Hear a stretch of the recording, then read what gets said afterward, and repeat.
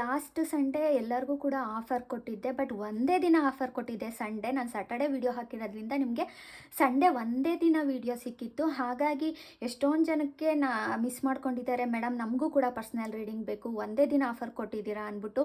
Monday, Tuesday, Wednesday ಎಲ್ಲ ನನಗೆ ಪರ್ಸ್ನಲಾಗಿ ವಾಟ್ಸಪ್ಪಲ್ಲಿ ಸಿಕ್ಕಾಪಡೆ ಮೆಸೇಜ್ ಬಂದಿದೆ. ನನಗೂ ಕೂಡ ಪರ್ಸ್ನಲ್ ರೀಡಿಂಗ್ ಬೇಕು, ಪರ್ಸ್ನಲ್ಲಾಗಿ ನಾವು ನಿಮ್ಮ ಹತ್ರ ಕೇಳಬೇಕು, ನಮಗೂ ಕೂಡ ಆಫರ್ ಕೊಡಿ ಅಂತ ಕೇಳ್ತಿದ್ದಾರೆ. ಹಾಗಾಗಿ ನನಗೆ ಸಿಕ್ಕಾಪಟ್ಟೆ ಎಷ್ಟು ಮೆಸೇಜ್ ಬಂದಿದೆ ವಾಟ್ಸಪ್ಪಲ್ಲಿ ಅಂದರೆ ನಾನು ಎಷ್ಟೋ ಜನಕ್ಕೆ ರಿಪ್ಲೈನೂ ಕೂಡ ಮಾಡೋಕ್ಕಾಗಿಲ್ಲ. ಹಾಗಾಗಿ ರಿಪ್ಲೈ ಮಾಡಿದ್ದಕ್ಕೆ ಸಾರಿ. ಖಂಡಿತವಾಗ್ಲೂ ನಾನು ರಿಪ್ಲೈ ಮಾಡ್ತೀನಿ. ನನಗೂ ಕೂಡ ಸ್ವಲ್ಪ ಬ್ಯುಸಿ ಇರೋದ್ರಿಂದ ರಿಪ್ಲೈ ಮಾಡೋಕ್ಕಾಗಲಿಲ್ಲ. ಹಾಗಾಗಿ ನಾನು ಇವತ್ತು ಒಂದು ಆಫರ್ನ ಕೊಡ್ತಾ ಇದ್ದೀನಿ. ಏನು ಅಂತ ಅಂದರೆ ನಾಳೆ ಸ್ಯಾಟರ್ಡೆ ಸಂಡೇ ನಿಮಗೆ ಒಂದು ಬಿಗ್ ಆಫರ್ ಅಂತಲೇ ಹೇಳ್ಬೋದು. ನಿಮಗೆ ಯಾವುದಾದ್ರೂ 3 ಕ್ವಶನ್ ಪರ್ಸ್ನಲ್ ರೀಡಿಂಗ್ ಇತ್ತು ಅಂದರೆ 250ಗೆ ನಾನು ಕೊಡ್ತಾ ಇದ್ದೀನಿ. ನಂತರದಲ್ಲಿ ಇನ್ನೊಂದು ಆಫರ್ ಕೊಡ್ತಾ ಇದ್ದೀನಿ, ಸೇಮು 3 ಕ್ವಶನ್ 500 ರುಪೀಸ್.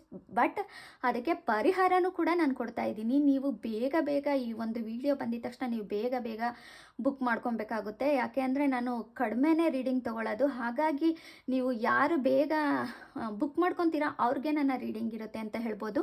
ಎಷ್ಟೊಂದು ಜನಗಳ ಕ್ವಶನ್ ಏನಾಗಿತ್ತು ಅಂತಂದರೆ, ಮೇಡಮ್ ನಮ್ಮ ಪರ್ಸನ್ ಬರ್ತಾರೋ ಇಲ್ವೋ ಅನ್ನೋದು ನನಗೆ ಕ್ಲಾರಿಟಿ ಕೊಡಿ, ನಂತರದಲ್ಲಿ ಬರೋ ಹಾಗಿದ್ರೆ ಎಷ್ಟು ದಿನದೊಳಗೆ ಬರ್ತಾರೆ ಅನ್ನೋದು ಕ್ಲಾರಿಟಿ ಕೊಡಿ ಅಂತ ನನಗೆ ಎಷ್ಟೊಂದು ಜನ ನೀವು ನನ್ನ ಪರ್ಸ್ನಲ್ ರೀಡಿಂಗಲ್ಲೂ ಕೇಳಿದ್ದೀರಾ. ನಾನು ಇವತ್ತೊಂದು ಕ್ಲಾರಿಟಿ ಕೊಡ್ತಾ ಇದ್ದೀನಿ. ರಿಸೀವ್ ಥ್ಯಾಂಕ್ ಯು ಯೂನಿವರ್ಸ್ ಅಂತ ಕಮೆಂಟ್ ಮುಖಾಂತರ ತಿಳಿಸಿ.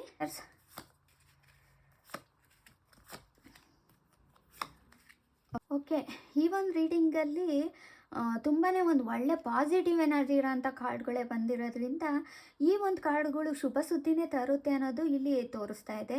ನಿಮ್ಮ ಪರ್ಸನ್ ನಿಮ್ಮ ಜೊತೆ ಮಾತಾಡಬೇಕು, ಮೆಸೇಜ್ ಮಾಡಬೇಕು, ಕಾಲ್ ಮಾಡಬೇಕು ಅಂತ ಅವರು ತುಂಬಾ ಯೋಚನೆ ಮಾಡ್ತಾ ಇದ್ದಾರೆ. ಆದರೆ ಅವರು ಒಂದು ಟೈಮನ್ನು ಕಾಯ್ತಾ ಇದ್ದಾರೆ. ಆ ಟೈಮ್ಗೋಗಿ ನಾನು ಮಾತಾಡ್ಸೋಣ ಅನ್ನೋದು ಇಲ್ಲಿ ಒಂದು ಕ್ಲಾರಿಟಿ ಇದೆ. ನಿಮ್ಮಿಬ್ಬರ ನಡುವೆ ಇದ್ದ ಸಮಸ್ಯೆಗಳು ಕಂಪ್ಲೀಟ್ ದೂರ ಆಗೋವಂಥ ಸಮಯ ಬಂದಿದೆ.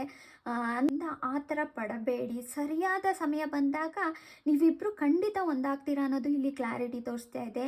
ಏಸ್ ಆಫ್ ವ್ಯಾಂಡ್ಸ್ ಬಂದಿರೋದ್ರಿಂದ ನಿಮಗೆ ಇಲ್ಲಿ ಒಂದು ಹೊಸ ಆರಂಭನೆ ಅಂತ ಅನ್ಬೋದು. ನಿಮ್ಮಿಬ್ಬರ ನಡುವೆ ಮತ್ತೆ ಹೊಸದಾಗಿ ಮಾತುಕತೆ ಶುರು ಆಗೋದಂತೂ, ಒಂದು ಹೊಸ ಅವಕಾಶ ಸಿಗೋ ಅಂಥದ್ದು ಈ ಸಂಬಂಧಕ್ಕೆ ಅನ್ನೋದು ಇಲ್ಲಿ. ಆದರೂ ನಿಮ್ಮ ಪರ್ಸನ್ ಸ್ನೇಹಿತರಿಂದ ಅಥವಾ ನಿಮ್ಮ ಸ್ನೇಹಿತರಿಂದ ಮತ್ತೆ ನೀವಿಬ್ಬರು ಒಂದಾಗೋ ಅಂಥ ಚಾನ್ಸ್ ಇಲ್ಲಿದೆ ಅನ್ನೋದು ಇಲ್ಲಿ ಟೈಮಿಂಗ್ಸ್ ಬಗ್ಗೆ ನೀವು ಕೇಳ್ತಾ ಇದ್ದೀರಾ.